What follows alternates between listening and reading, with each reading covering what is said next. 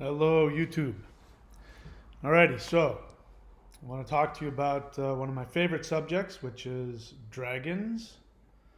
How cool dragons are. Dragons actually are more than just cool beings that we see in fantasy films. The reason why we have them in fantasy films is because there is a deep historical, mythological history between humans and dragons.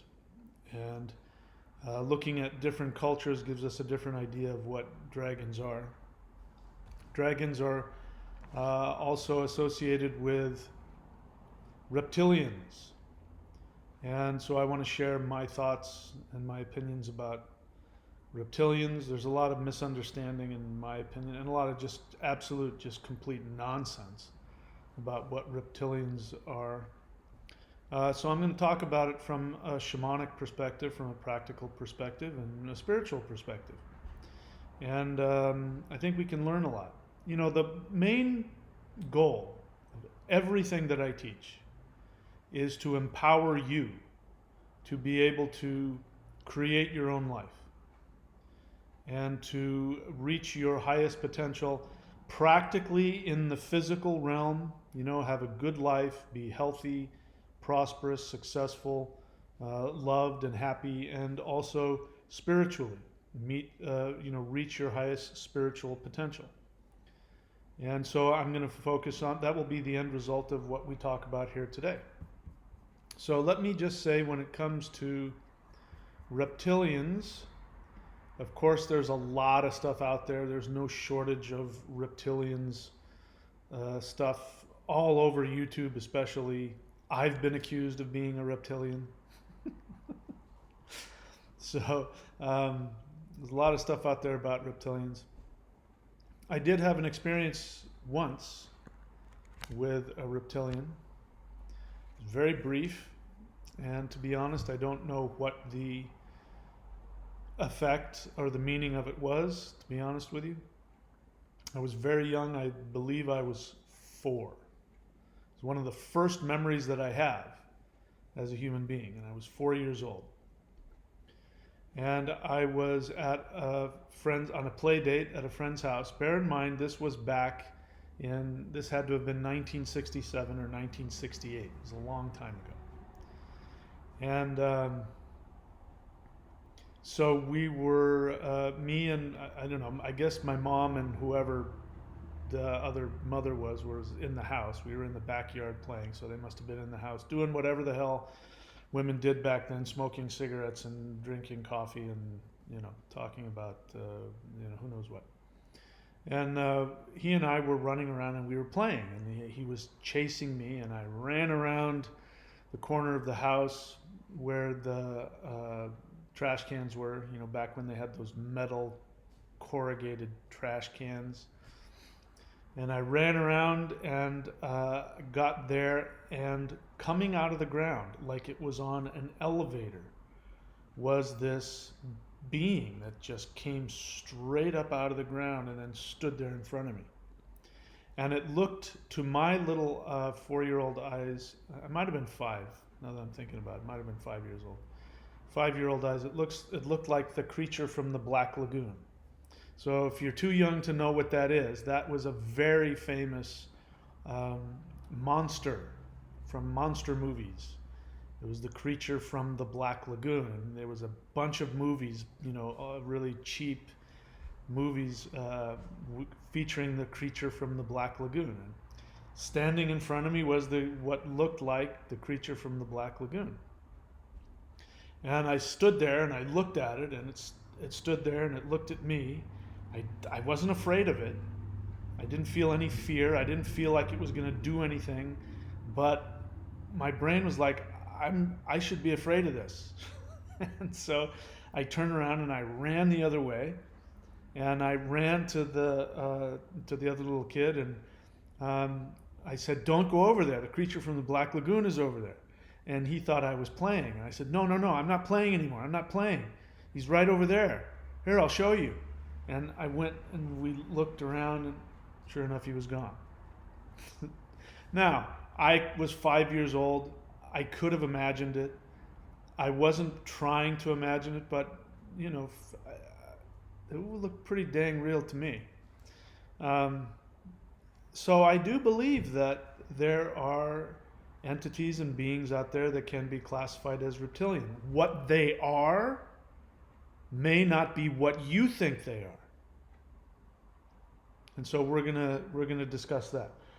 Before I get into that, let me just read some stuff online about Draco reptilians, and I'm sure there's as many opinions about what reptilians are as there are other things. You know, I'm looking here and there's pictures of what looks like Anunnaki um, statues, which of course look reptilian, like this human reptilian thing. So um, it says basically here that reptilians come from the Draco constellation. And if you look at the Draco constellation, it looks like a dragon. And they go on to say that there are reptilian beings that live there, and they are evil, and they feed off of negative energy, and they have surpassed the physical limitations of their material bodies, which means that they're spiritual beings, and they come here to feed off of human beings and all that kind of stuff. I find it really convenient that from the perspective of Earth, and bear in mind, it's all perspective. From the perspective of Earth, there are certain stars which have to be, you know, millions of light years away from each other. But because of the perspective of how they're lined up from Earth, they look like they might be a dragon. But if you were to get in a spaceship and fly towards them and get a different perspective, that's going to stop looking. It's just so convenient that that Draco reptilians come from the Draco system from our. It's just too. It's so childish. So anyway, you can kind of get my feeling about that. And it talks about people being abducted, and that reptilians are a part of the alien infrastructure, and that the Greys are in fact created by the Draco reptilians. And here's a picture of one that looks almost exactly like the creature from the Black Lagoon. In fact, I am going to show you that picture. That's so interesting, because that's exactly what I saw. Okay, that's not going to work. Let's get rid of that. So let's go back here. Let me see if I can. Oh, come on, man. Come on, man. I'll try and copy it. I might not be able to, but if I can, I will. So let's see. Can I? Yes. All right. So let's see. That is 4DC. So I'll add it right here. Image. Yeah. So maybe those guys who came up with that creature from the Black Lagoon, maybe they were intuiting a draconian alien being. Let's see, it's A40. Where is it? It's got to be around here somewhere. Where is it? Sorry, just give me a second here, and then you'll be able to see it with me here. Come on. Where is it? Oh, because it's on the desktop, you moron. Try looking on the desktop. There you go. There it is. All right. There it is. That, I don't think that's not the creature from the Black Lagoon. That is supposedly a reconstruction of one of the alien Draco reptilians, and that is exactly what I saw. Came right up out of the ground, right in front of me. I haven't decided what it is yet. Maybe it's a reptilian. Maybe it's not. Maybe I was imagining things. Who knows? But that's exactly what I saw. And if you haven't seen the creature from the Black Lagoon, it looks almost identical to that. I mean, it's so close to that. It's got reptilian eyes and all that. Yeah. And when we were kids, and you know, back in the '60s, we didn't have a whole lot to do. We didn't have video games, so we had models. So the things that you did is on Saturday, you went to the hobby shop and you picked up models and you took home and you all the plastic things, and then you took glue and you put together. And so you would go to anybody's house, all through the 60s and 70s, and you would see these creatures from the Black Lagoon on somebody's bedpost or on their desk or something like that. That was a staple part of being an American kid in the late 60s, early 70s. All right. So let's see, where was I? So you get the idea. I'm not going to get into all this stuff here, what they say about these alien Draco reptilians and the human and the blah, blah, blah, and then David Icke and all that stuff. Not even going to get into that. Let's get into what the reptilians are.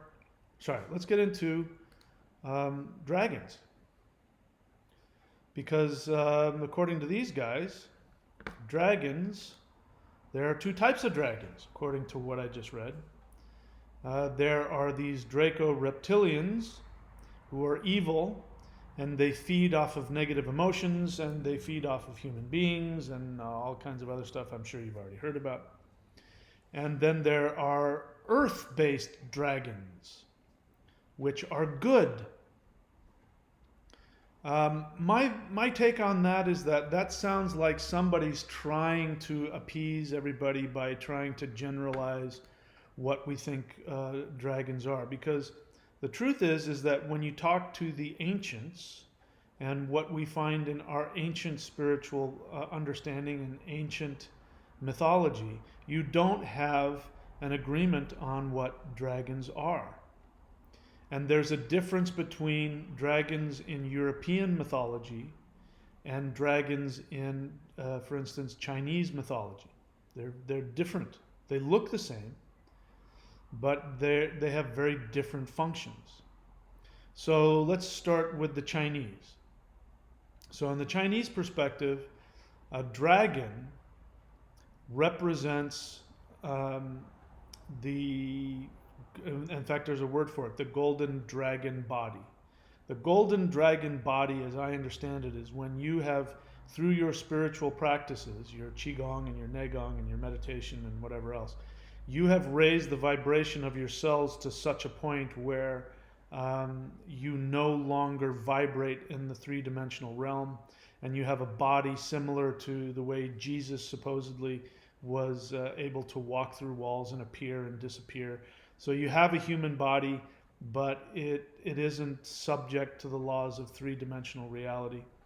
And that these beings are around us all the time in the form of the ascended masters of those particular sects, because if you get deep into Chinese stuff, you find there's different sects that do different energy practices, that do different things to the body, and you end up in different levels and realms.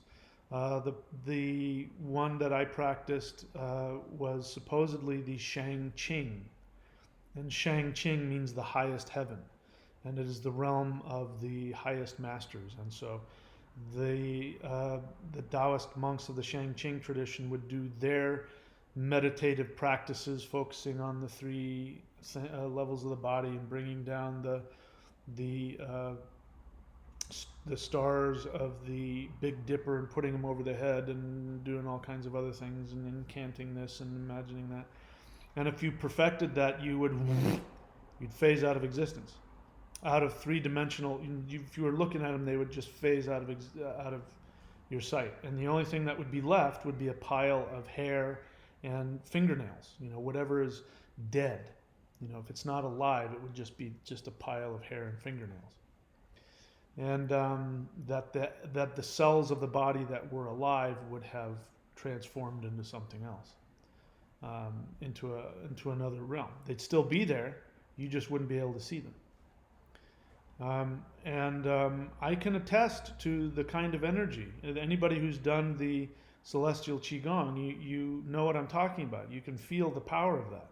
So imagine that the celestial qigong is the most powerful energy practice that, in my experience, can be taught on video If you get any more powerful than that, you have to learn it in person, because there's some specific things you got to do, and because if you don't do it right, you can blow out some circuits. You can cause yourself some damage. It can be actually dangerous to you, or it can make you crazy. There's so much energy gets into your upper centers that you actually go loopy. And I've seen this happen, by the way. I've seen people get like that because they didn't know how to ground and they didn't know how to meditate. They went straight to the most powerful stuff and they didn't balance it out. And so that's why it's so important to have a teacher to be able to teach you that. I'm looking for that. Where the heck? What did I do with it? I'm looking for the spirittao.com link. That's what I'm looking for right now. While we're talking about it, since we're talking about becoming, well, we could also just do the immortality thing too, since we are presenting that. All right, sorry about this. I'm taking up your time with this nonsense. So, to become a dragon in the Taoist tradition means to become a spiritual master, means to become an immortal. There's a difference in the Chinese understanding than there is. There we go. You can go to this link. This is actually probably a better link because it's the Celestial Qigong is included in that package, which is now of tremendous savings at the moment. There's a difference between the Chinese way of becoming enlightened and the Buddhist or the Vedic, the Hindu way. The Chinese way was that you wanted to hold on to your identity for as long as possible. You didn't want to reincarnate because if you did, you would forget, and you would forget all the things that you learned and you'd have to start all over again. And so in order to prevent that from happening, you chose to stay in one body and continue to do your meditations and your practices. And so becoming an immortal, becoming a dragon, was part of that. And so you're doing these meditations and these energy practices not because you're trying to become spiritually perfect so that you don't incarnate.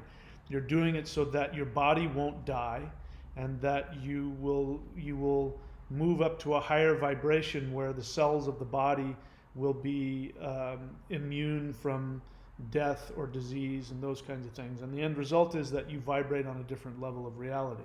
So the average person can't see you unless you choose to appear to them. And I've talked about that. I teach that here at immortality.thunderwizard.com. I teach some of what I learned. And people have been asking me, am I going to teach a level 2 and a level 3? And I'd be happy to teach a level 2 and a level 3. But the first thing that has to happen is there has to be enough interest. And there hasn't been enough interest yet for me to, because it'll take a ton of time and effort for me to put that teaching together. And it has to be, I have to believe that it's something that is meant to be given to the world because it's very high level stuff. And there's a big karmic weight on my head. If I teach something that's too powerful, I might end up getting some negative backlash from it. I mean, my teachers, I don't have any connection with them anymore. In fact, the Grand Master has since passed away. I don't even know the guy directly beneath him, if he's still alive or what, but so I'm breaking the rules just by even talking about it. Anyway, so that's the Chinese tradition, is you become a dragon when you achieve this type of immortality, when you become an immortal. The European tradition is very different. And there are people who don't understand. Listen, there's no shortage of new age people out there who want to do dragon this and dragon that, and they don't know what the hell dragons are. I'm just telling you. If you knew what dragons were in European understanding, you wouldn't want to connect with them. Because dragons in European tradition are not beneficent beings. And they have a very similar idea as the Chinese in that dragons represent humans. The Chinese dragon represents a human being that has achieved a higher level of energetic vibration, and they're an immortal. I've already explained that to you. The European understanding of dragons is totally different. It represents human beings, but it represents the exact opposite. So here in this, I gave you a picture of Smaug, right? This is the dragon from the Lord of the Rings trilogy. And this is based off of Norse mythology. So Tolkien, who wrote that, was actually quite good at following the Norse mythological blueprint for elves and dwarves. Now, he did sort of trivialize elves and dwarves, but that's okay. He was writing a fantasy novel. But that's the superficial triviality of it. The truth is that elves and dwarves are much deeper than that. So in the ancient Germanic tradition, the elves means shining. It's an ancient word for shining.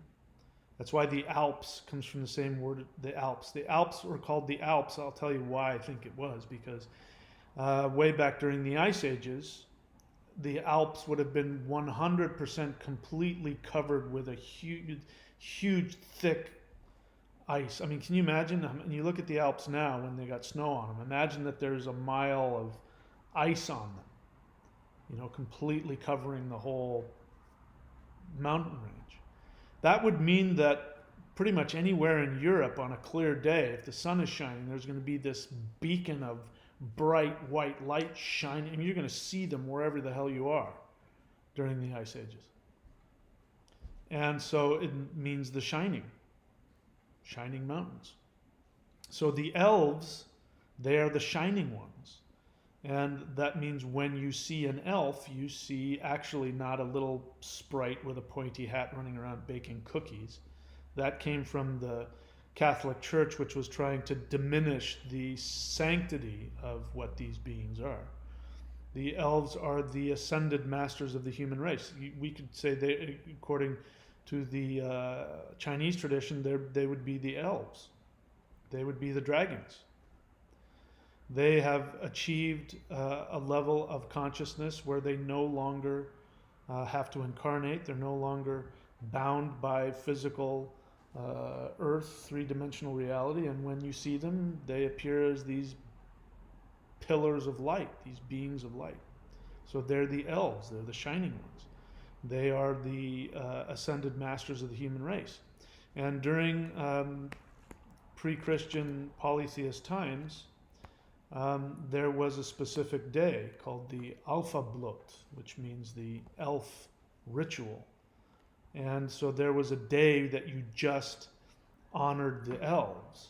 And it was such a sacred day that if any Christians were around, Christians would have been chased off of your property with an axe. I mean, you would have chased after them with an axe because you did not want Christians on your property when you were worshiping the elves, because the elves were the beings that taught and maintained the connection to the ancestral teachings. And that is the exact opposite of what Christianity came to do. In fact, I wish I had kept it, but there was a historical account I read of a Norse elite guy who, a rich elite guy, and he wanted to do what rich people were doing back then. They were converting to Catholicism because if you weren't a Christian, you wouldn't be able to buy or sell. So in order to function, people were converting to Christianity just because they wanted to stay rich and have power. And so the Catholic priest is on his property and he's taking his thing with holy water and he's casting out the demons that are in the standing stones on his property and the trees on his property, because they knew that the elves lived in the stones and the trees of the property, and they were there to protect and bring the humming job, the luck of the ancestors to them. It was a very sacred thing that had been going on for tens of thousands of years in Europe. And then all it took is, one Catholic guy with some holy water. Now maybe this guy, probably at this point, he's maybe an atheist. He doesn't really know what. He doesn't really care. It's just religion to him. But he doesn't understand that the ancestors are actually living in the trees and the rocks around his property. And so that night he goes to bed, and his recently deceased, father and uncle and a bunch of other people show up and say, "What are you doing? Why are you casting us out? We're here to protect you. What the hell's your problem?" These are the elves. This is just one aspect of the elves. The elves have a very ancestral connection to the ancient human traditions. And so that would be equivalent to the Chinese understanding of dragons. But the European understanding of dragons is totally different. The European understandings of dragons is what is represented here with Smaug. So as you know, Smaug is not a being that you really want to have a lot of contact with. Smaug lives underneath he has taken over the dwarf, subterranean kingdom, and he has, he has completely taken that over, and he is living in all of the riches, all of the jewels, and all of the gold of the dwarves. This isn't just Tolkien's fancy idea. He took this from Norse mythology.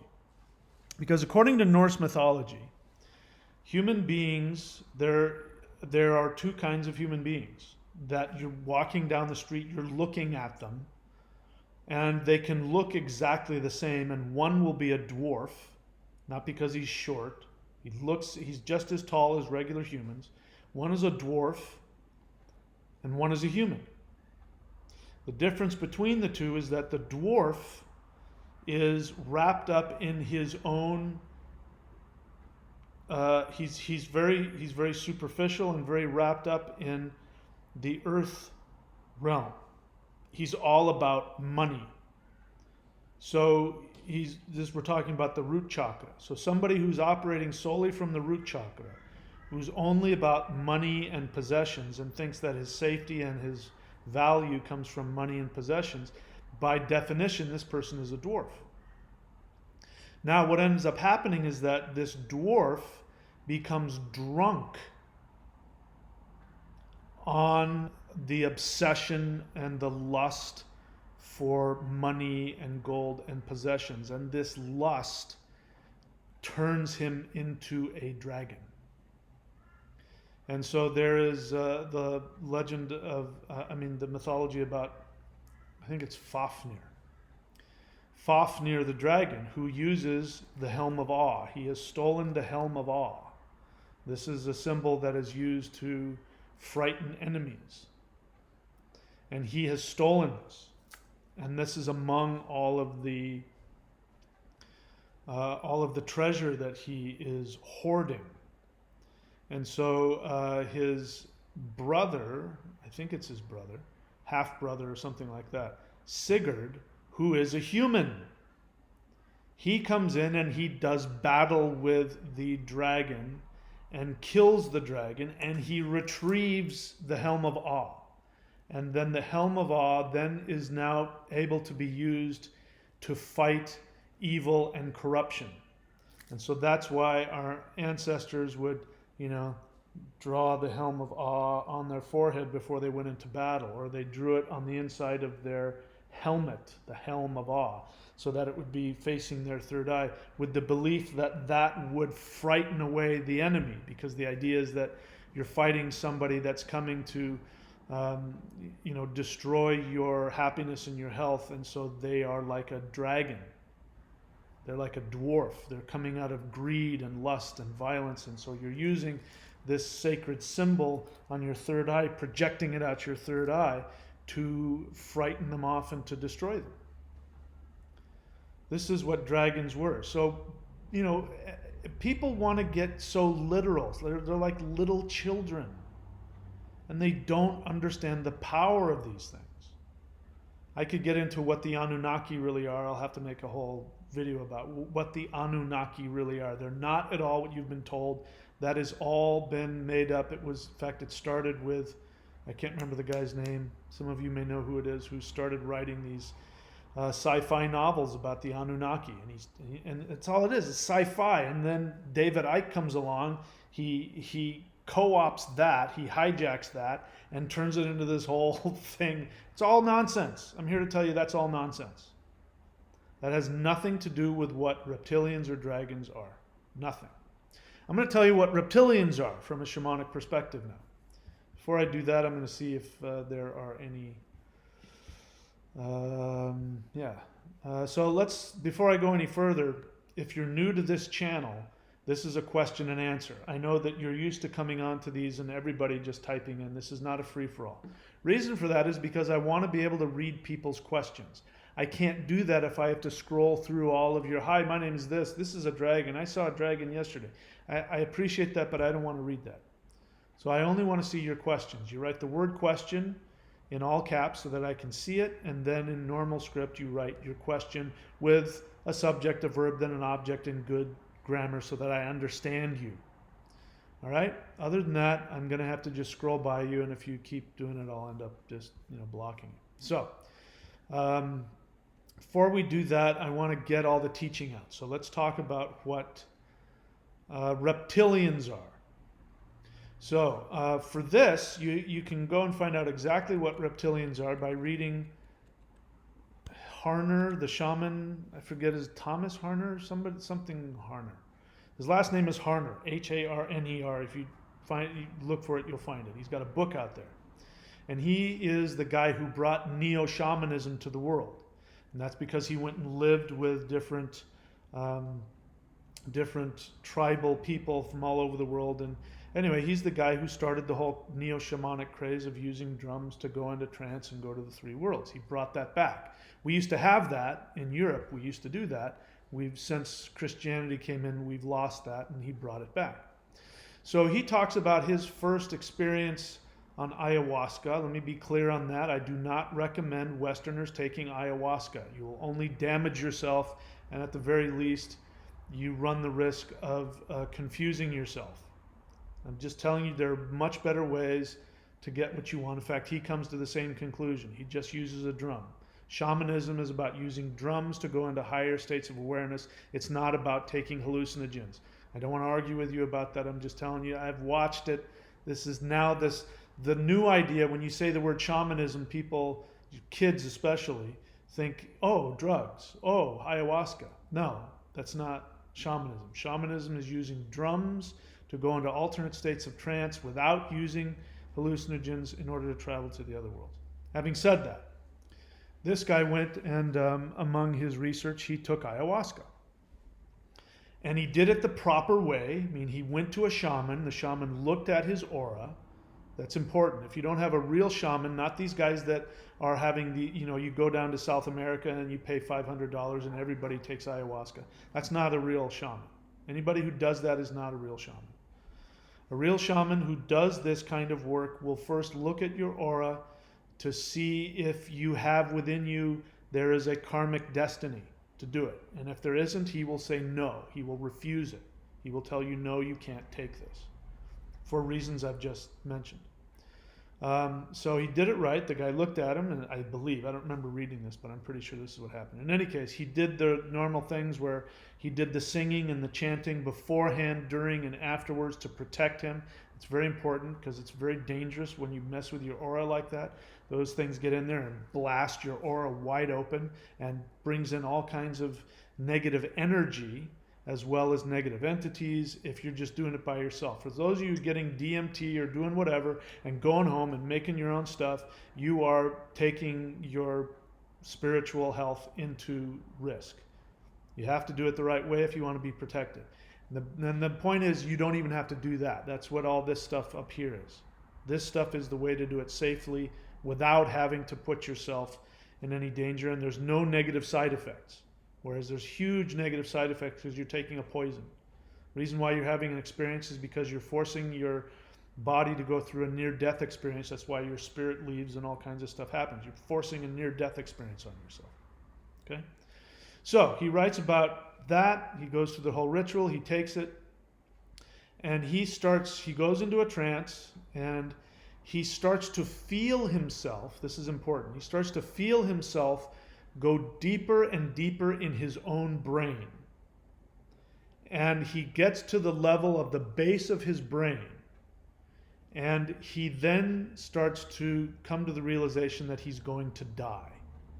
And so he starts trying to scream for help and saying that he's going to die. And I don't know what they did to keep him alive, but they did something to save him. But during that experience where he went into the deepest part of his brain, which is right here, the cerebellum, he went right into there. He knew, he could feel that that's where he went. He then saw the earth. And he saw the earth, I'm paraphrasing, millions of years ago.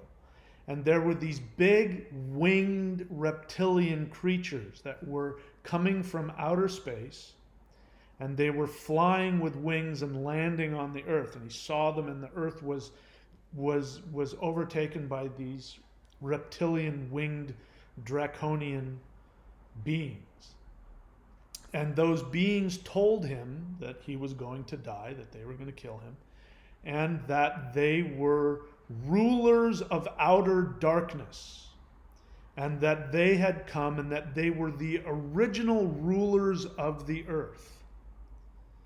And so this was incredibly, as you can imagine, very frightening for him, and they, made him feel really unsafe, and they were going to feed off of him and eat him or something like that. And so then, he's now screaming for help, and the shaman does his thing and whatever he did to bring him back up to regular consciousness. And after that, a day goes by, and of course you have to, deal with that. He goes back to the shaman and he says, and he tells them the story. And he talks about the reptilian dragons that were rulers of the earth. And the shaman says to him, "Oh, they always say that." That's really important to understand. You have to understand. The shaman says to him, "They always say that." Meaning he didn't take them seriously. So what happens to people who see reptilians, who are attacked by reptilians, whose energy is sucked away or feel like they're going to die from reptilians? What it means is that they are vibrating from their reptilian brainstem, because that is a different vibrational reality. As what the guy did when he went there, when he went into the reptilian brain in his own brainstem, he then went into a different realm that was populated by these beings of outer darkness. It does not mean that there are dragon beings on other planets who come here and are ruling the earth. It means that you are descended physically from reptilians, like literal reptilians, like snakes and lizards, and that reptilian brainstem of fight or flight is completely, totally functioning from fear. Which is why when you see reptilians, you are afraid. That is why you have the experience that reptilians feed off of your negativity, because that's actually absolutely true. Because you are the reptilian. So to say that there are human reptilians out there is absolutely correct. This is what the mythology is saying when it says the dwarf is a dragon. Because people who operate from fear are people who are all about hoarding money, hoarding possessions. They are violent. They operate from fight or flight. If they can't kill it, eat it, or fuck it, they run away from it. And people live like this. And so people who vibrate on that level are going to have dreams about reptilian beings coming and taking their soul. There are going to be people who act like reptilians. I was 5 years old, so I was just, when I saw the reptilian I told you about, I was just now growing up, and I was moving out of toddlerhood, which is all the root chakra. That's the lower, vibrational aspect of the reptilian brainstem. So I was 5 years old, which means I was starting to grow out of that, which would make sense. I see a reptilian because I'm moving out of that at that age. So that means if there are adults running around and they're seeing reptilians, it tells you that they're in the mental state of a toddler. It means that they are completely driven by fear. And so that vibrational level, which is a real world where it is populated by these beings on a different dimension, it means that they're slipping in and out of three-dimensional reality into that other reality. That they can't tell the difference. And so they come back and say they were abducted by reptilian dragon beings and blah, blah, blah. It means that there are people who have serious problems getting out of their fear-based reptilian brainstem. Have I made my point? Do you understand what I'm saying? So I'm not saying reptilians don't exist. I'm just telling you that they can't harm you unless you are childish and immature and frightened. And doing things like taking hallucinogens, you run the risk of going into your unconscious, unresolved, self, lower dimensional stuff and being stuck there.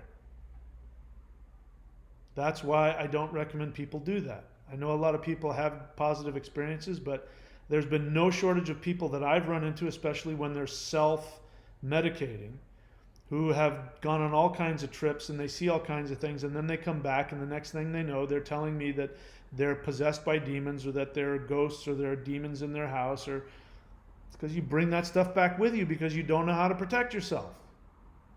There's no need to do it. All right, so there's my teaching for the day. I'm happy to take questions. Again, only interested in the questions.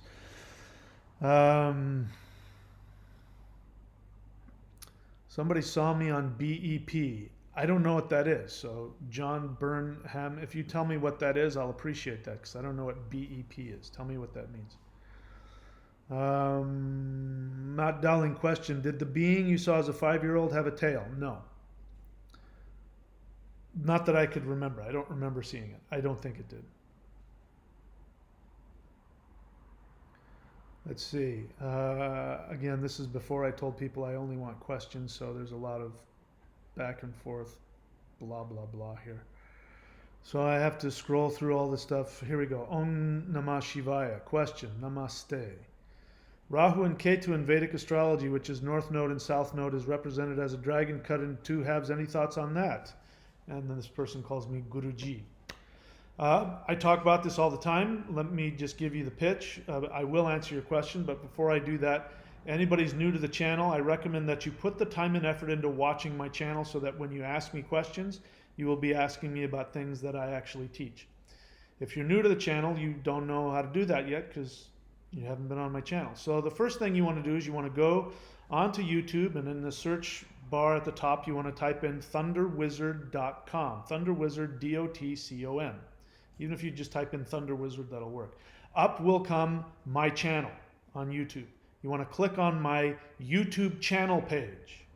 And depending on what device you're using, you're going to have to go and find some like menu, or right across where the menu is, and name and blah blah blah and videos, there's a little magnifying glass. Click on whatever you have to click on to get to where you can search within the channel.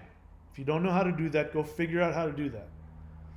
Search within my channel and type in Rahu and Ketu, because I have no shortage of videos on it, and I talk for hours and hours and hours about Rahu and Ketu and the serpent and all of that.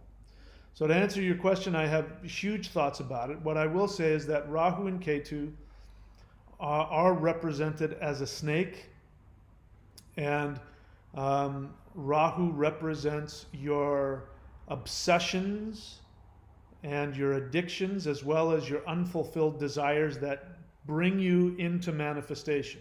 Bear in mind, you did not become incarnated because you did something wrong. You are not being punished.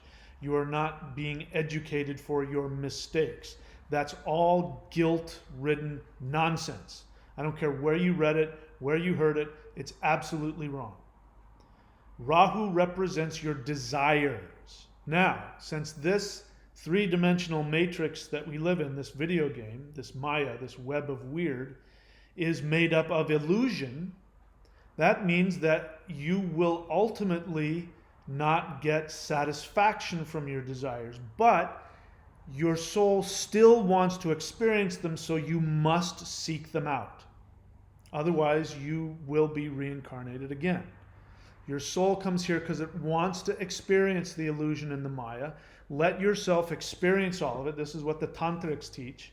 Experience everything in this illusion until you're satisfied, and then when you're bored, then you will have reached enlightenment and you won't need to incarnate again because there won't be anything you haven't experienced here. You will come to the conclusion that it is an illusion and it's ultimately not satisfying, but you will get satisfaction out of knowing, okay, I tried everything there is on this planet Earth. What's next? And you'll move on to the next level of existence. Ketu represents that which you have mastered in previous lifetimes. So if in this lifetime you're obsessed with money and you become, ruler of the universe, like whatever you think about Donald Trump, he's got Rahu in the 10th house in Leo, which means he wants to be king of the world. Whether or not you think that's a good thing or a bad thing, I'm not here to talk about. But he will ultimately find out that what he thinks he wants doesn't give him satisfaction, and he'll move on to something else in his next lifetimes. So that means, let's say if we're talking about him in the next lifetime, he's going to be born with Rahu, let's say in the 9th house. Or Rahu will be in the 4th house and Ketu will be in the 10th house. And he will go, yeah, I don't care about money and reputation or success. I did that. It doesn't mean anything. I really care about the home and the family. And he'll have a completely different focus. This is the dance of Rahu and Ketu. And this is why it's represented as a snake, because reptilians always represent illusion, trickster, and also secret, sacred knowledge. Represents both of them. Anyway, that's as much as I want to talk about Rahu and Ketu today. Thank you for the question. Matt Dowling question, have you read any of the Sumerian tablets catalog? Listen, the Sumerian tablets are nothing more than Sumerian mythology. So just like in Vedic mythology and in Norse mythology and in Chinese mythology, they talk about beings of different realms and they talk about different animal beings and different this and that. That's mythology. So yes, I have read it, and because I'm not reading it through the filter of David Icke and I forget who the other guy's name was, I'm not imposing on it, oh, these are beings from another. It's not, doesn't mean that. That's all extrapolated conjecture taken out of context and then added upon. All that stuff you read that supposedly is the Anunnaki stuff is all garbage. Sorry. I know a lot of people aren't going to like it, but it's garbage. It's all fantasy based on people's fears. It was talking about mythology. And if I look at that, I see the same mythological symbolism that I see in every other mythological thing around the world. You have to know how to read mythology, and I do, and most people don't. So being childish and superficial, they take it literally without understanding the true meaning of it. For instance, Thor's hammer. Why does Thor have a hammer? Why does Thor have metal gloves? Why does Thor wear a belt? If you don't understand what any of those things mean, they're just going to be these strange things and you won't know what the hell it means. I can tell you exactly what it means. It's telling you how to do Qigong. Our ancestors did Qigong. We don't know that because the church wiped it out. I know that they did it because it's in the mythology. It's very clear. It's absolutely unmistakably clear. It's teaching you how to do Qigong with your hands. And that Thor is the god that you want to worship in order to get those powers. And he teaches you how to do Qigong. Go on my channel and type in, as I told you how to do it, and search for Thor's hammer. I will teach you how to get everything that Thor has in the mythology. That's just one example. Same thing is true with the Sumerian mythology. I haven't spent enough time to really get into it and decode it, but I have read it enough to know that that's all that it is. Do you want to have power, or do you want to be a child? Not you personally, but people. If you want to stop being a child, listen to me and I'll help you find the true answers to these things, to help you become a God on earth, to help you to become the most powerful being in the universe. That's what you're destined to be if you're a human being, but not as long as you keep acting like a 4-year-old and thinking that dragons are real and come from the draconian system and are coming to abduct you and take you to their planet. As long as you do that, you'll never be able to do it. You'll be running on fear the whole time. And that's the way the Matrix is set up. You designed it so that it would either deceive you and keep you trapped in your limited childish thinking, or that you would take full responsibility for your life, and by keeping your mind open to the higher realities, you would learn and grow and become the most powerful being in the universe. That's your destiny. And it'll take however many lifetimes it takes for you to figure that out. When you're done, you won't come here anymore. So if you want to make this a short trip, go here. This is one way to do it. This is why I give it out. Koya Moon, question, is everything truly within us? Yes. Like each human has Jupiter essence within. Yes. All of the planets represent things within yourself. When you worship Jupiter, you worship your spiritual capabilities. When you worship Mars, you worship your energy and your drive. When you worship Saturn, you worship your ability for discipline and hard work and to work through your karmic issues. Mercury is your intellect. The moon is your meditative mind. The sun is your soul. They're all part of you. I'll tell the story again about the Huna doctor, Dr. Hayakala Hugh Lin, or whatever his name is. You can look him up. He's alive right now. He's got videos. He talks about it. He was a psychologist who became a Huna master. And in Hawaii, he was asked to come. I was wrong. I used to say it was San Francisco. I was wrong. It's actually Hawaii. He lives in Hawaii, and there's an insane asylum that had really dangerous patients that were like biting people's ears off and things like that, and they had to chain them to the wall because they were so dangerous. And they didn't know what to do, and they came to this guy because they'd heard all great things about him, and he was a psychologist, and they said, can you come and help us? And he did his meditation, and he found out that yes, that was his path to do that. So he went there and he said, yes, I'll help you. And he said, give me all of the charts of the problem people. And they handed him a bunch of charts, and then they said to him, when can you meet with the patients? And he says, oh, I'm never going to meet the patients. And they said, how are you going to help him? He says, don't worry, this is what I do. And so they were desperate, so they let him do his thing. And what he would do is he would open up the files, and whenever he had an emotional reaction to something in there, like the patient bit off the doctor's ear, and he had a reaction like, oh my God, that's so horrible, he stopped and he meditated and he did the Huna chant, which is, I love you, I'm sorry, please forgive me, thank you, which is he was changing his judgment of the person. And when he could get rid of the judgment of that person for that thing, he would close it and move to the next one.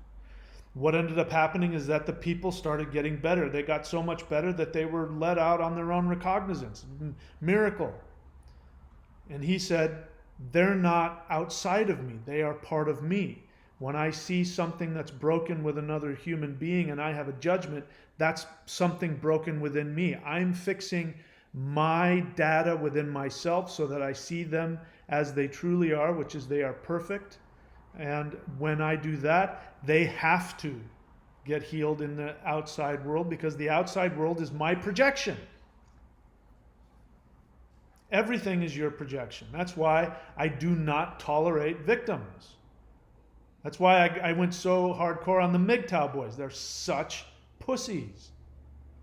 They honestly think that women have the power to destroy their lives. And they take no responsibility. Oh, I'm sorry, you married some woman, you didn't spend the time to find out what her character was like. You went ahead and married her because you were so desperate and so empty and wanted love so bad. I feel for you, I've been there. and then you had kids with her, or you took her and she already had kids, and then she divorced you and took all your money, and you're whining and complaining because the legal system doesn't, isn't working for you. But whose fault was that? Nobody forced you to marry them. Nobody forced you to have kids. You did that. There's a reason I don't have kids. I don't have kids because I don't want that responsibility. And I have no sympathy for somebody who chooses to have this small being that's going to take up all of your time and your money. And if you don't know the person you're having this kid with, you don't know them well enough to trust them, and they leave you and abandon you, I'm not going to feel sorry for you that you did that. You did that to yourself. Own that. Be a man. This whole thing about or trying to male self-empowerment, and that society is trying to demask. Nobody has the power to take your masculinity away. They can't take away something that isn't already gone. Women can't manipulate you unless you're so weak that you can't see what they're doing. I know, I've been manipulated by women before. Anyway, so to answer your question, Koya Moon, you didn't ask about MGTOW, but everything comes from within you. Everything. All right, let's see. DC Pagan, question. What is the difference between dwarves and Nagas? There's a huge difference. Dwarves are, the whole dragon thing is symbolic. It means that you're trapped in your reptilian brain. That's different from what the Nagas are. The Nagas are actual, if there was such a thing as, beneficent reptilians, it is the Nagas. And the Nagas represent knowledge, but they are also dangerous in that they have like Rahu could be called a Naga. So they will try and seduce you into your own delusions. So like I just went off on the MGTOW boys, somebody could easily say that Rahu had seduced them into getting into relationships that were going to end up harming them because they went into it out of their own weakness. They, the MGTOWs will go off on the white knight, like it's bad to be a white knight. In other words, you should never go to the aid of a woman or help a woman out because then they'll take advantage of you. That can only happen as if you have an agenda. If you're going and trying to save a woman from your own agenda, it means that you want something from her. You want her love, or you want to control her. You want to save her in exchange for whatever it is you think she's going to give you. So you can't be seduced unless you have a selfish desire. If you come from a truly selfless place and you go to help somebody, they can't harm you. Even if they take what you give them and they turn it around and use it, and you'll be like, oh well, I guess they didn't want my help. You haven't lost anything. You did it from your own power and from your own desire. So these guys who are talking about, needing to self-empower a man, this is the nature of men. The nature of the masculine is to give from their strength without any need for this is what a soldier does. Soldiers, go in and they liberate a town and they say, no, your thanks is enough. Thank you. I'll go back home. That's it. That's what a man does. And if that's a problem for you, don't blame the rest of the world that your masculinity is so weak that this just goes against the whole idea of I'm MGTOW, men, I'm going to empower myself, and I'm not. I mean, listen, I've done that. I was a monk for 6.5 years, and I did it for that reason. I didn't want anybody stealing my energy. So just own it. But don't try and force the whole world. Don't try and force the government, and don't try and force women. I was reading the MGTOW manifesto, and it was like women should just be here to support men and not compete with men. It literally says that. They should not compete with men. If you're such a man, how is it that, I am not afraid of any woman competing with me. I don't have any ego about that. If she wants to be better than me, good for her. How does that affect me? How does somebody else's success, man or woman, affect me? It's just so childish, you guys. Don't you want to grow up? Don't you want to be empowered within yourself from yourself? You can't. You don't get any power by pushing other people down so that you don't feel like you look bad. You can't see that. You can't see that that's what 4-year-olds do. You don't see that. It's just amazing to me. Anyway, sorry, I went off on a tangent. So I don't know if I answered your question or not. Koyi Moon, question: do you believe the dragons in Chinese lore that represent wisdom and harmony, are they just symbolic? I explained that they represent human beings that have achieved godhood. So the lore is rooted in human beings. You know, there's a Confucius went to meet Lao Tzu, and when he came back to his students said, "Tell us about Lao Tzu." And he starts and he says, I'm paraphrasing. Dragons are mysterious. You don't know where they come from and you don't know where they go. Lao Tzu is a dragon. He was trying to say that Lao Tzu was, a self-realized individual. That's what dragons represent in Chinese mythology.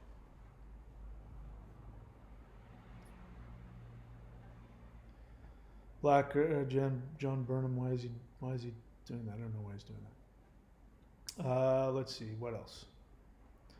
Alekia Patria, I'm gonna, you're on thin ice with me, buddy. So if you're gonna ask something stupid and you're not gonna ask me an honest question about what I'm teaching, I'm not gonna answer your question. So let's read it first. I'll read it silently, and if it's worth sharing, I'll share it. If not, keep trying. No, that's not, you're wrong. Again, Alekia, you haven't listened to what I've taught you. I'm going to tell you again. Nothing happens without your permission. Everything is your own projection. Nobody can do anything to you without your permission. First sentence, my mother is unconsciously doing black magic on me. No, she's not. Try again.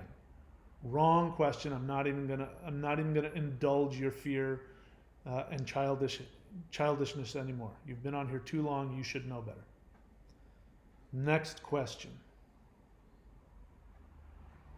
Jareth, if you have a question, write the word question. I can tell you're new to the channel.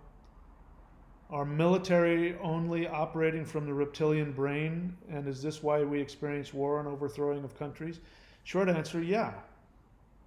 I'm not saying that in any way denigrating warriors.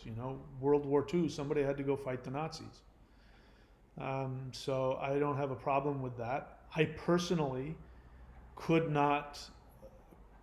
I can't kill another person. I can't. Even when I was 18 and you had to sign up for the draft, I had every intention of signing up for something where I could be on the battlefield. I didn't realize that medics were doctors. I thought medics were just guys that grabbed people off and pulled them off the firing line.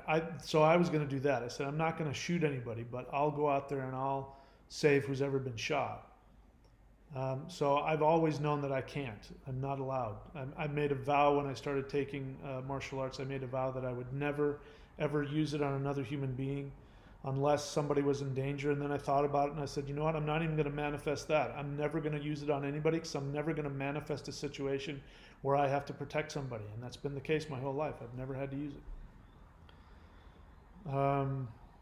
So short answer is yes.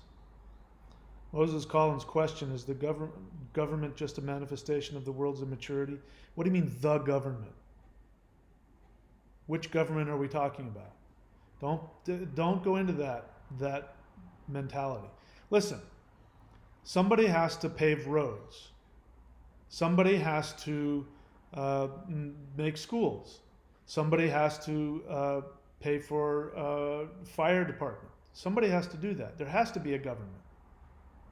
The democratic ideal is that we come together as a group, which is what the Aquarian mindset is all about. And we come together and we govern ourselves. So the government, what do you mean the government?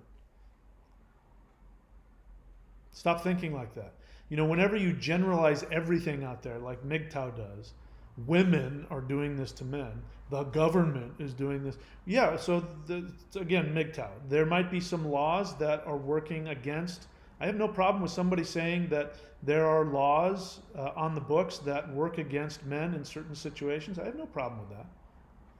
But that doesn't fall under the category of the government is out to completely destroy men. It just means that there's bad laws that you can go and do something about. There's all kinds of laws that work against women too. And there's all kinds of laws that are doing their job and are keeping people, and it's an imperfect system. So the government, come on, grow up. Nina the Mystic, are you single in all caps? If you're a mystic, you would know.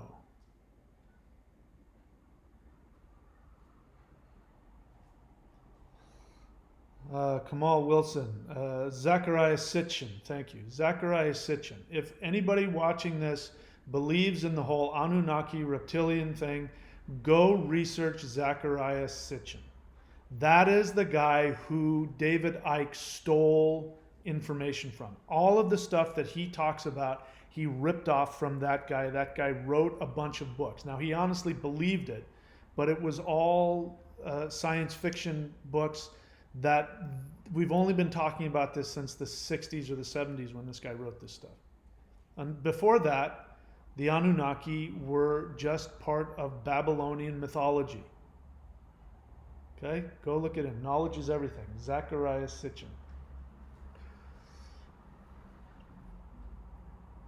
He wasn't, look, he said, you say he's the guy who translated the Sumerian tablets. He's not the guy who translated the Sumerian tablets. The Sumerian tablets have been translated for hundreds of years. He imposed false translations on things to fit his agenda.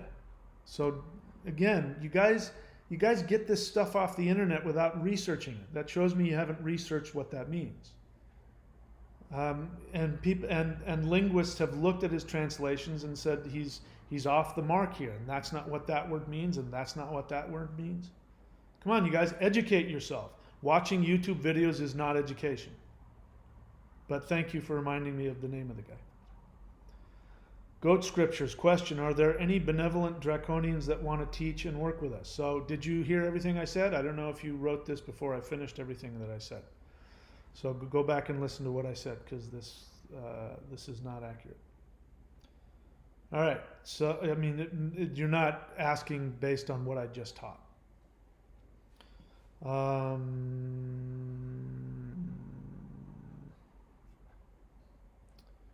Now you're talking about Vritra. Well, I go watch my videos on the Naga conspiracy, which I got to get back to someday and finish. But I talk about Vritra. Moses Collins' question, gods and spirits are just a projection of our subconscious. Isn't? Question mark. So that means it's pointless to view entities as something physically real. It's not an either or. We live in a hologram. In a hologram, things are both this and that. So yes, it's true that everything, including the gods, are our own projection, and it's also true that they can physically exist. They can both be true simultaneously. What's most important to understand is that even if you choose to see them as physical, you chose to manifest them in your world. And you need to take responsibility for what unconscious thing within you drove you to do that. If you end up in a bad relationship, if you end up living in a haunted house, if you end up living in a dangerous part of town, yes, you're in a place where there's gangs running around shooting up your neighborhood. Well, how did you end up living there? Why did you end up moving there? Why aren't you able to move out? Those are all going on in your unconscious mind.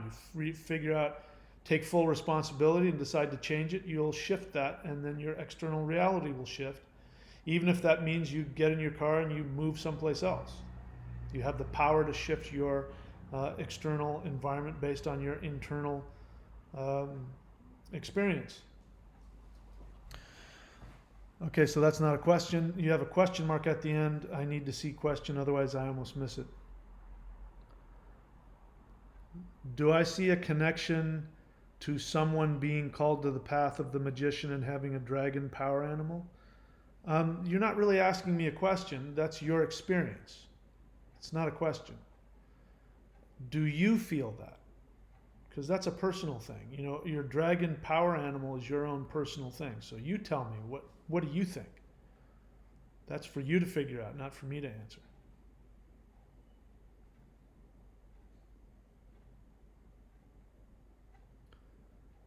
All right. Becoming a magi with Scott. Question.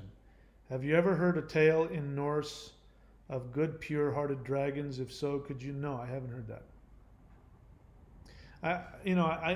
I got nothing against dragons, and I got nothing against people having experiences with dragons, good or positive. I have a problem with the whole New Age thing. I remember going, I didn't, I was hearing all these horrible things about Wiccans, and I was hearing about how full of crap they were, and they were just full of love and light, and I didn't like that idea. I wanted to go check them out. I mean, I've trained in actual real traditions, and I know that Wicca is a new tradition that's been made up very recently, but I didn't want to judge it. And I still am not judging the whole thing, but I went to go hang out with these group of Wiccans, and I have not been with a group of more just superficial, childish little, I mean, they were smoking cigarettes, they were really unhealthy, and they just were talking about just like little 4-year-olds having a fantasy play date. Then this woman comes up to me and she goes, "You've got a dragon, and his name is George, and George wants you to know." And I just oh my God. It's just so ridiculous. So, becoming a magi with Scott, I don't have anything against that if that's your power animal, but I think people take on this whole dragon thing the same way like the twin flame thing. And I think it's in that same realm of wanting to escape reality and create some cute little childish fantasy so that I don't have to deal with my real life. That may not be the case. I don't have a problem with you having a dragon power animal. Let me just be clear about that. But that's for you to figure out, not for me to figure out. Okay, Alekia, let's see if you have a real question. I have my doubts. Nope. I don't want to hear about what people in your life are doing. You're not a victim of what your mother's sister does. I don't care, man. Stop asking me about how other people are making your life miserable. Stop it. Alekia, I don't believe that you're honoring my channel. I don't think you've read my books. I don't think you've done my meditations. I don't think you listen to what I teach. I don't even know why you come onto my channel. And when I can see you starting to, Alekia has been on my channel for a while, in case you think I'm being harsh with it. But until I see you actually showing that you are listening to what I say and taking action, I'm not going to answer these fear-based questions. I'm just not. It doesn't help you, and it's a waste of everybody else's time.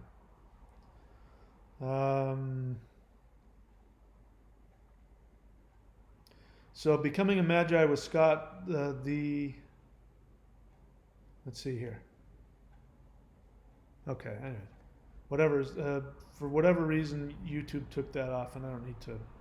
Anyway, it doesn't matter. Jeroff Sacred Hearts. Question: do you listen to your own angels?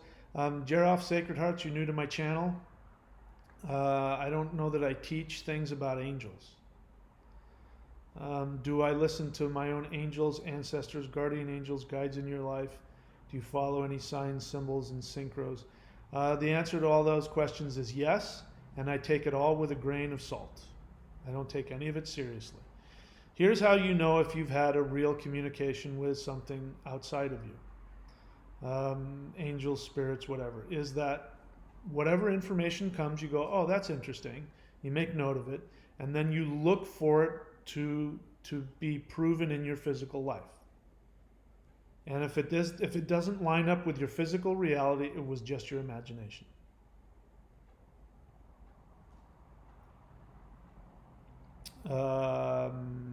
Aldi questions, sir, is there a connection in the mythologies between dragons and the magicians and sorcerers of old?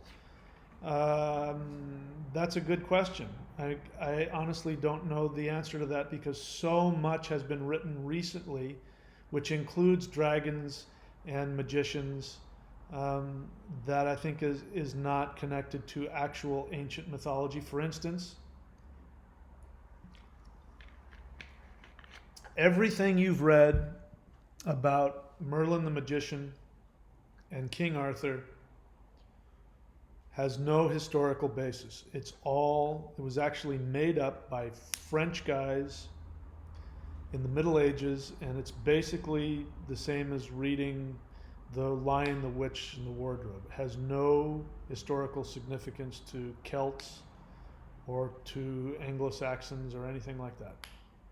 So all of the dragon stuff you see in that stuff, it's all after Christianity, sometimes 1,000 or 1,400 years after Christianity.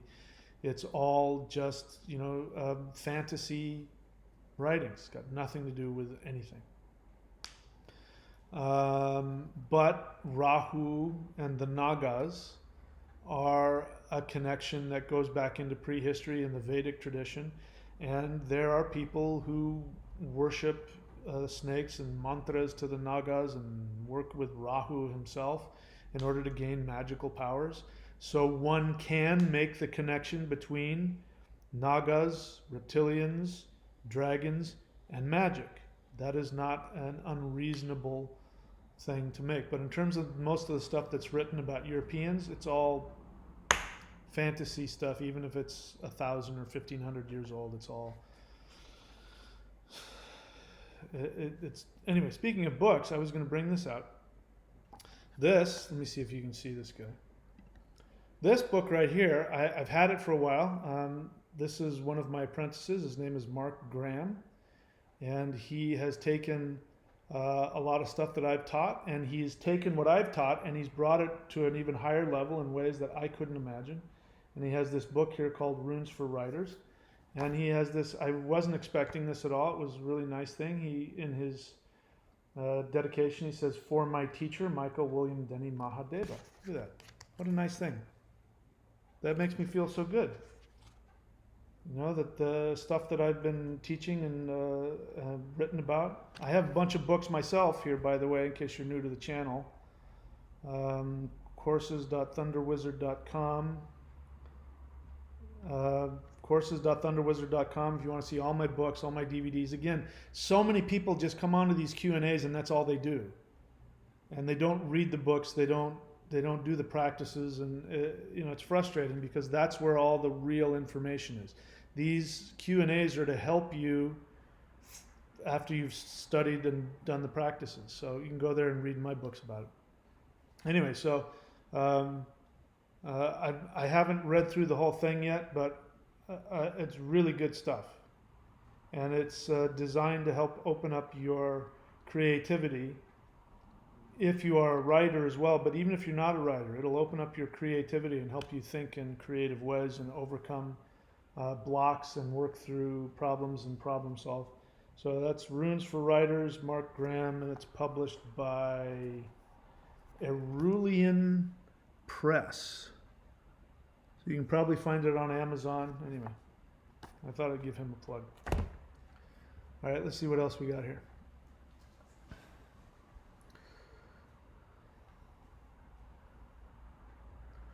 Alekia Patria, I am not going to read your full question one time. You don't get to command me. You haven't respected me or my channel. I'm not going to answer questions about what your sister or your brother or your mother, I'm not going to answer those questions. Okay, the answer is going to be the same. You're responsible for yourself. Nobody else can do anything to you. I don't want to know about them. All right, let's see here. Matt Dowling, question. Do you think that when Harner brought knowledge of shamanism to the West, that aspects of the West went to them? A trade? I don't know. Why are you asking me? I don't know. I don't know what he did. I have no idea. Nina the Mystic, question. Have you ever visited Iceland? Nope, not yet. Why? Do you live in Iceland? Am I going to come there and are you and I going to go on a date? Is that what's going to happen? Philip Church, Mark, yeah, okay, it's not a question. Jaref Sacred Hearts, question. Is Arnold your representation of your creativity to explain your messages to others from spiritual? I don't understand your question. What the hell does that mean? Is Arnold your representation? Arnold is just a character. I used to be a comedian, and I was a stand-up comic many years ago, and Arnold was one of the characters that I did. Arnold was very funny, and so when I want to be funny, I talk in a funny voice. And if I have something I want to say that's outrageous and I want to make fun of stupid things like reptilians, if you look on there, I have Arnold talking about he is confessing he is a reptilian. It gives me an opportunity to make fun of stupid things in a really fun way, and that's why I do it. I'm doing Arnold characters so I can bring more people to my channel. I am shamelessly clickbaiting the YouTube so I get more people on the channel. That's why I'm doing Arnold. Ben Vinar, don't give Alekia. If Alekia wants your advice, he'll come onto your channel and ask you questions. Please don't give advice to somebody. Okay, that's not what this is for. Koya Moon, question: what's your favorite book that you have written? I don't know. The favorite one that I've written, I would, if I had to pick one, I'd probably pick Mounting Sleipnir. Probably because I love talking about the connection between the Vedic gods and the Norse gods. Moses Collins questions: I've seen shadow beings on multiple occasions, and I know these beings are just a projection of me, but it concerns me why I'm projecting this. That's not a question. I don't know why you're projecting it. What are you asking me for? I don't know. You figure that out. Matt Dowling, question: did you see Arnold in his house with his donkey inside telling people to stay inside? I did not see that. Now that explains, somebody wrote, "Where's your donkey?" And I'm like, what the hell? What are they talking about? Nina the Mystic. Okay. That's not a question. All right, so no more questions at the moment. So what happens when you don't ask a question is I've got to play some videos for you. Oh wait, here comes a question. Wei question: I'm kind of new. Do you have a video on honoring our ancestors? So what did I say? If you want to find anything on my channel, you go to YouTube and you type in thunderwizard.com. My channel page will come up, and depending on what device you're using, you find out how to search within a channel. If you're looking on a phone, I think there's a little like sub menu that'll come up that'll say search this channel. Click on that, type in ancestors. I want you guys to do your own work. And I want people to start, searching within the channel. Don't be lazy. So Jawei, you're new to the channel. That's one of the best ways to learn, is to learn how to really be self-motivated. You should have had that question already and figured that out on your own with having to ask me if I did it. You should have said to yourself, I wonder if he teaches about ancestors. I'm going to go right now and search within his channel and see if there are any videos. That's how I want you to do it. Be a self-motivated learner. That's how I did it. And I've created my channel that will best serve self-motivated learners, because it takes work to really learn from me. Okay? All right. That's it for the moment. So let us now go and hear about how you can become a dragon according to the Chinese tradition. Is that it? No, that's not it. Let's see, where is it? There it is.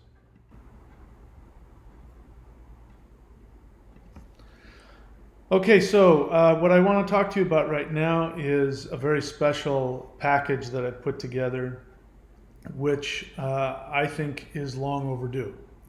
I've been getting a lot of questions about reincarnation, and I've been getting a lot of questions about immortality and health and youth, and what are some of the ways that you can, stay young, stay healthy, stay strong.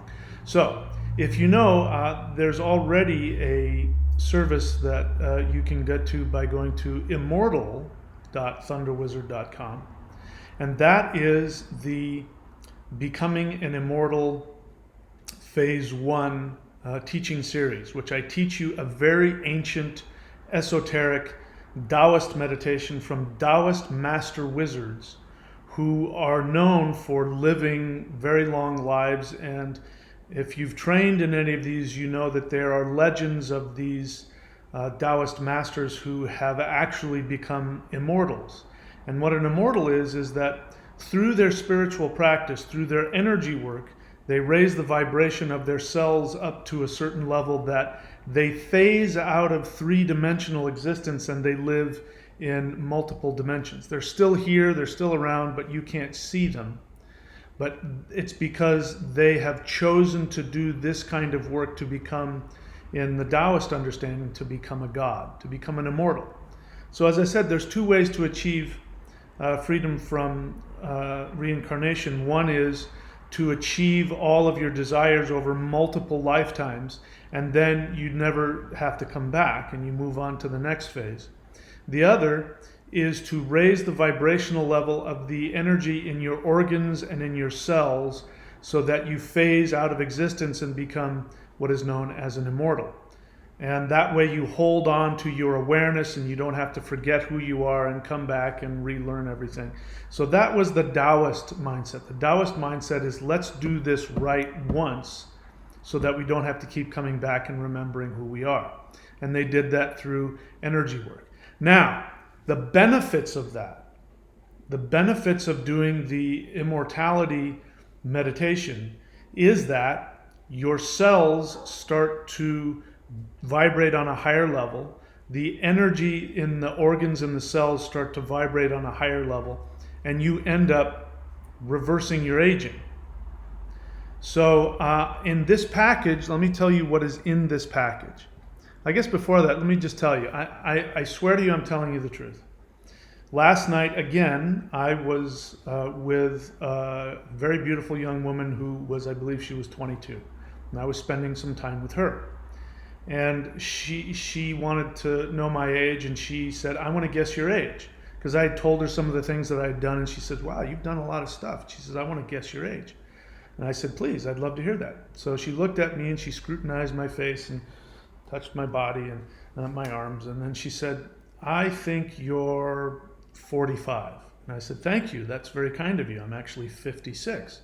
She said, really? Wow. I was actually, trying to go older than what I thought just to be safe. But she says, you could pass for 40 if you want, especially if if you dyed your gray hairs, people wouldn't know how old you were. And I said, thank you. That makes me feel very good. I do feel good. I do feel healthy. So I'm not telling you that to brag. I'm telling you that that is the result of the practices that I've done throughout my life. Now, I've been doing it since I was in my late 20s. But I've learned that there are multiple factors involved. You have to have the right understanding of how the matrix works so that you can get the matrix to give you what you want. You have to understand how the matrix works. You also understand emotionally and psychologically how to interact with life. A lot of people are under stress. They take themselves too seriously. They take other people too seriously. And that has to do partly with you don't know how the matrix functions, and so you feel like you're a victim and all those kinds of things. But the other aspect is not knowing how to do the energy work and the meditations that keep your body young. You have to have all of them. So let me tell you what is in this package. So what we have in this package is you're going to have access to a package that already exists, which is called the 4 Tools to Exit the Matrix. In this package, the first teaching series is called Find Your Perfect Career. Now, I call it Find Your Perfect Career because most people are interested in money and most people want to know what they can do to make all the money that they want. So I named it that. But the reality is that I have discovered is that when you are operating in unison with your internal spiritual purpose, you know how to manipulate the matrix to give you everything that you want. And when that happens, you end up in this really wonderful dynamic where the universe pays you money to be your authentic self. I don't work. I don't have a job. Right now I'm in Australia. I'm living in a 3-bedroom house that I'm renting, and I'm right across the beach from beautiful tropical beaches and beautiful women walking up and down in bikinis, and I surf all day. And then I come and I do some videos and I talk to my friends on the phone and I help them. I get paid to do that. It's something I would do anyway. It's my perfect life. It's my fantasy life. I've come to find out that that's how the universe works. But you first have to know what your fantasy life is. That you will find at Find Your Perfect Career. That in and of itself will get rid of tons of stress, which creates toxins, which age you and gives you disease. Once you get rid of that, it's a lot easier to be healthy and happy. Okay? The next thing in the 4 tools to exit the matrix is the Celestial Qigong. This is my oldest teaching series. I've been selling it for over 10 years, and it is by far the most powerful energy practice I've ever encountered. It connects you to the Ascended Masters, and it works to reverse aging. It works to bring you higher consciousness. It gives you tremendous spiritual connections, shamanic experiences. People tell me that they've done it and they've traveled outside their body and the blue light beings came to them. And I don't promise that. I just gave people this really great Qigong practice that I've learned and deepened my knowledge with. They've had that experience. So you get the Celestial Qigong as well. Then you get the 5 rules to master the matrix. That's absolutely crucial. You must understand who you are and your relationship to the matrix. Most people don't. Most people think that they're trapped in the matrix. That's only if you don't understand who you are and how the matrix responds to you. Once you understand the rules of how the matrix works, it obeys you because you know exactly what levers to pull to make it do what you want. Okay, and then I give you a link to go to the thunderwizard.com subscription page if you want to be a part of that and learn the Manifestation Mastery course and the Mastery of Shamanism. So that, all of that, and even a hell of a lot more than that is in the 4 tools to exit the matrix package. On top of that, I have also added the Becoming an Immortal Phase 1 teaching series where I teach you this ancient meditation from Taoist masters. I teach you a special mudra. I teach you, anyway, I won't give it all here now because there's a lot of teaching in it. And I explain to you the science and understanding from the Taoist wizard mastery understanding of how to escape reincarnation by becoming an immortal. It's very simple, and this is phase 1. There's 3 phases to it, and when enough people get through phase 1, I'll teach phase 2 and phase 3. Right now, because I am paying off my taxes, I have slashed my prices on everything. So normally, if you were to get the normal price after the savings, these 2 packages would cost you $639. That's after all the savings. I've slashed another $400 off of that, and now it's $239 for all the things that I just mentioned. So go ahead and go to immortality.thunderwizard.com, and you can purchase that slashed price package right here and right now. And you know, maybe this is your window. I'm telling you, the benefits of all this are you get to learn how to live in this world and get paid just to be yourself. You learn how to reduce all of the stress, all of the craziness of your false beliefs about who you are and what the universe is, and all the stress that goes along with that. Once you relieve all the stress of that, you already put yourself in a position to be healthier and happier.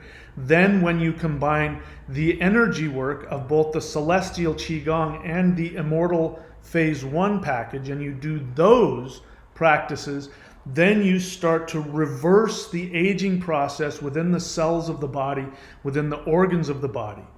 And then like me, when you're, 60 is right around the corner for me, women, if you're a guy, women half your age will comment about how young you look. And at the same time, they'll say, but you're so mature and so wise. The best of both worlds. I'm telling you, man, this is the best of both worlds for me now. And I'm only telling you this because people are bringing it to my attention. And since people are asking me about reincarnation and how to avoid the pain of reincarnation, you have to understand that there's more to it than that. I'm going to talk about that in some other videos, but for this right now, I just want to introduce you to this new package, the Immortality package, immortality.thunderwizard.com. Save $400 off the already slashed prices, and for $239 you get, what would probably be over $1,000 worth of teachings in one little package. Okay, so this is for a limited time only. Take advantage of it now, because once I've paid my taxes off, I'm going to go everything back to their normal prices. All right, thanks, my friends. I will see you very soon.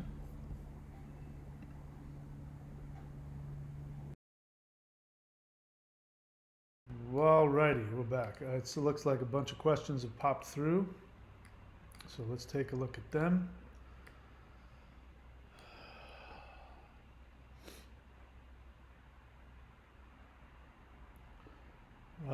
Ben Vinar question: do you know the name of dragons that come from the sun? What tradition are you talking about?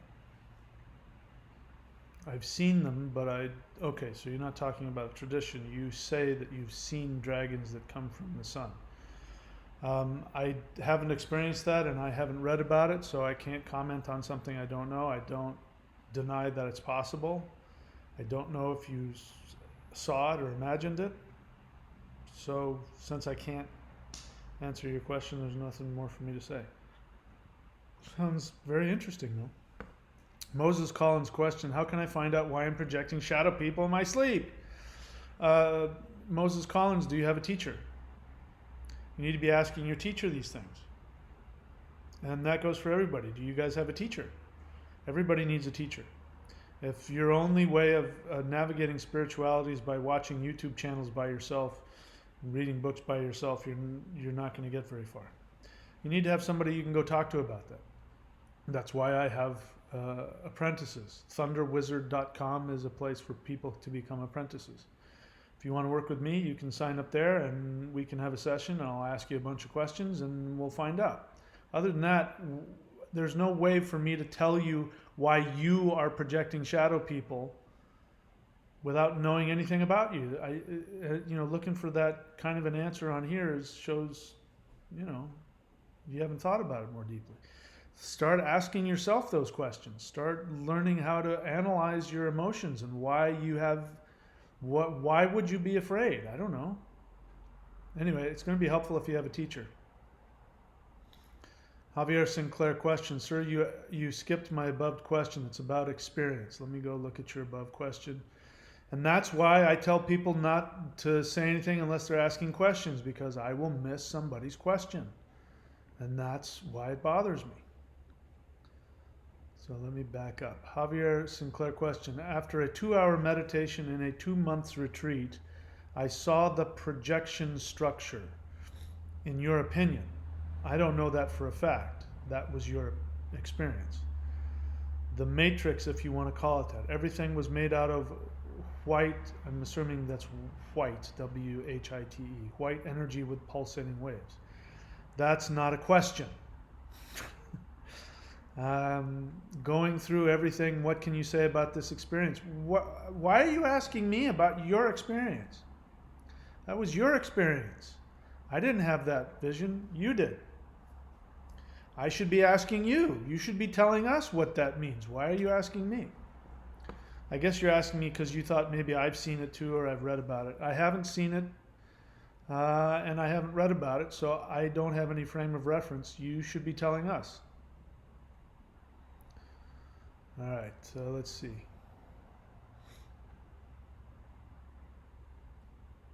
All right, so I have to go back to the questions. Yeah, so sorry, I have to go back and I have to scroll all the way back down to the questions again.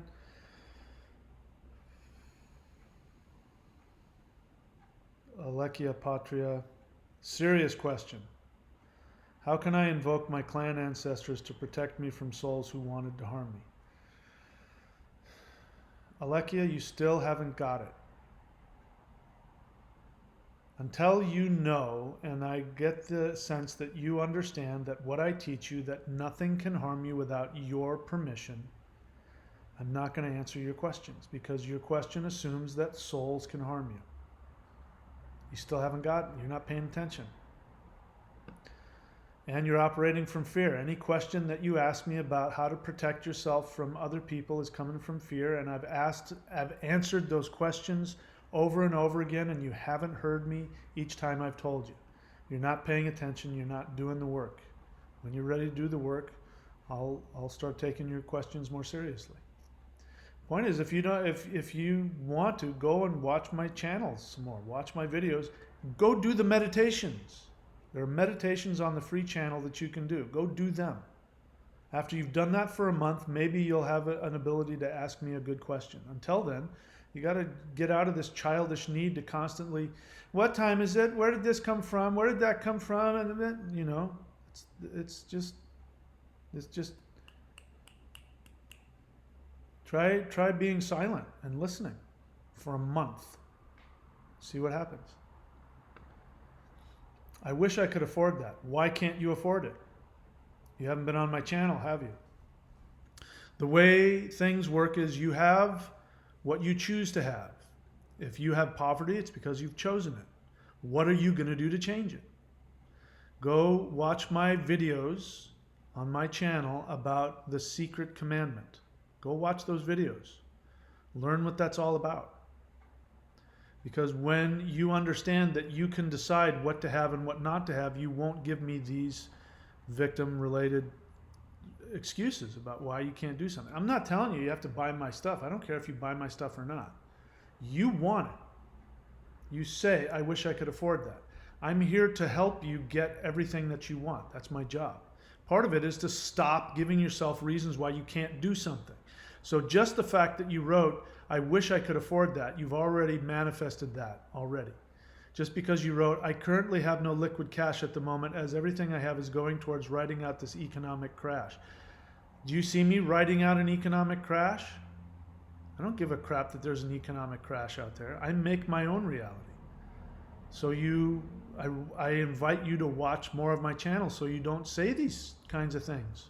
Because it shows that you don't understand what I'm teaching. Not that you have to, you're new to the channel, but if you want what I have, the first thing you do is when you want something, you go get it. The idea is that when you go after something that you really want, especially if it costs you time or energy or money, if it's going after something you truly want, the universe has to resupply you with that money. If you understood that, you wouldn't be stopping yourself from getting things that you wanted and writing out the economic crash. It's not how the universe works. Watch my videos on the Matrix. The free videos on this free YouTube channel about the Matrix. Put time and effort into learning how to do that. And you won't have to say those things again. Okay? Koyimun, about the career course a few months ago. Okay, that's not a question. Congratulations. Thank you.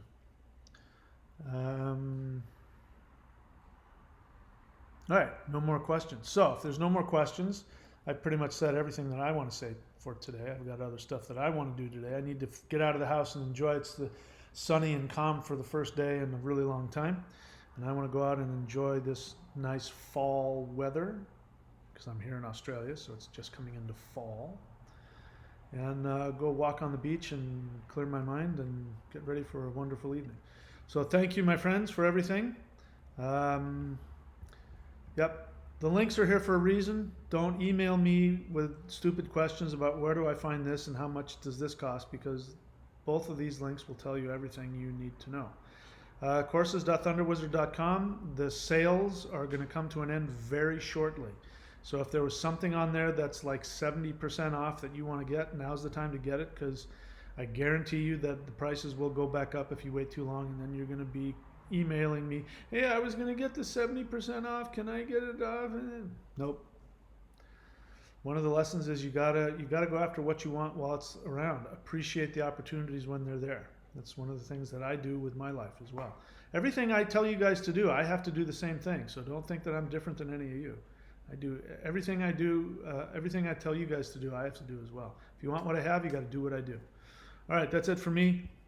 I see you guys later. Maybe Arnold will come back later on today and leave a message of his opinions about something. Maybe he'll talk about the reptilian some more. Maybe, I don't know, something like that. All right, guys. I will see you guys soon.